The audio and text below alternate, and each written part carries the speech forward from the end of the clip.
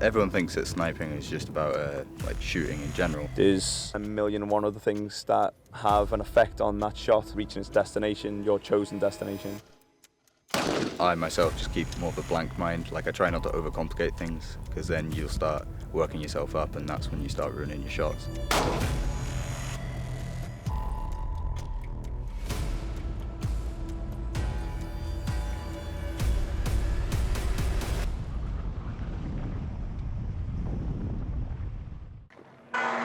This year, the Tri-Service Sniper Championships took on a different form.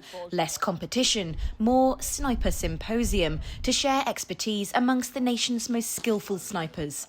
Today's test is an unscheduled shoot. The snipers have no idea what is about to happen. The snipers are going to come in, they're going to enter the sangre on the right-hand side. In there, they'll find a casualty. One of them will drag the casualty to the first aid point at the rear. Whilst he's doing that, the other guy is going to be shooting targets out to about 40 metres. From there, then they'll move over to the next sangre where they'll find another casualty. That'll be extracted, and then they'll engage a series of targets between 300 and 600 metres. At the top of the steps, then they'll identify another series of targets to be engaged. So the first set of targets then is going to be representing an enemy close onto the location. Shoot them, and then they'll look into the far distance out to the front. So there's two metal vehicles. Just off to the side of those vehicles in front is a series of targets that they then shoot at range between 300 and 600 metres. Once they then shot all of those targets, that then ends the event. For the falling plates, they're scored per hit. For the targets just to the front, they're scored on the scoring zones, on the face and on the centre of the target. And then for the steels that we've got out in the far distance, that again is scored per hit. The shot's not just about pointing down range and pulling the trigger. Cam concealment, stalking, observation, judging distance, that all comes into the wider part of the sniper. It's not all just about being a good shot. So you've got your internal ballistics, you've everything inside the weapon, then you've got external ballistics, everything in between the weapon and the target. So you've got wind, you've got things like spin drift, so the way the barrel twists. So when you fire, the round will naturally twist towards the right if it's a right-hand twist.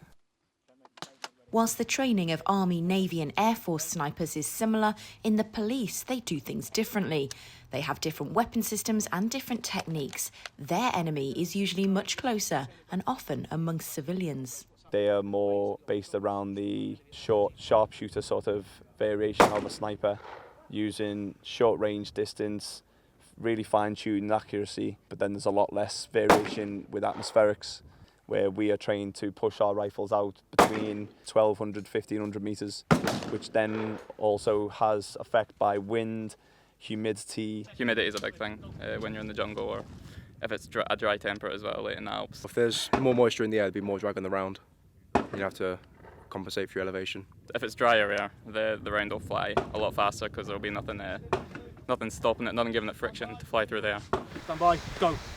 Coriolis effect is the spinature of the earth and direction. So obviously sun rises in the east and sets in the west due to the Coriolis effect. When you're firing around 1,000 metres onwards, you've got to imagine where that target's going to be, not where it is. So it can only have a minor effect, but at 1,500 metres, if I was to put data on for a centre of mass shot, it's very likely that shot then would hit left or right of the target due to Coriolis effect. This.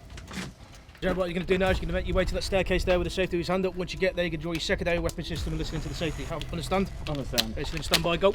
When you're a young lad, you're playing these roles on games and you're running about and you're just whipping the rifle up, looking through a sight and taking this long shot.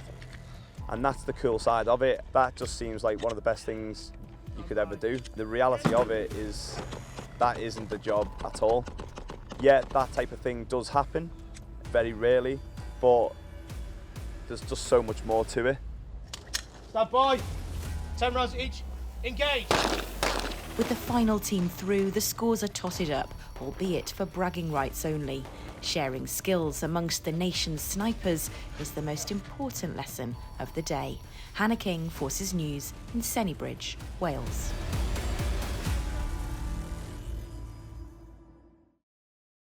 If you enjoyed this video, don't forget to like and subscribe to our channel.